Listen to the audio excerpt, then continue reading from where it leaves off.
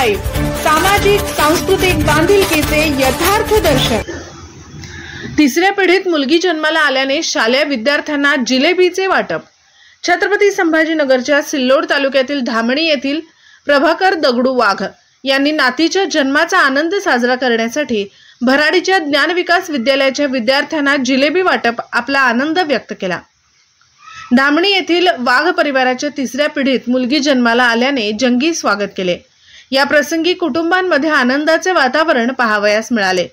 जिल्हाधिकारी दिलीप स्वामी यांनी वाघ परिवाराचे कौतुक केले।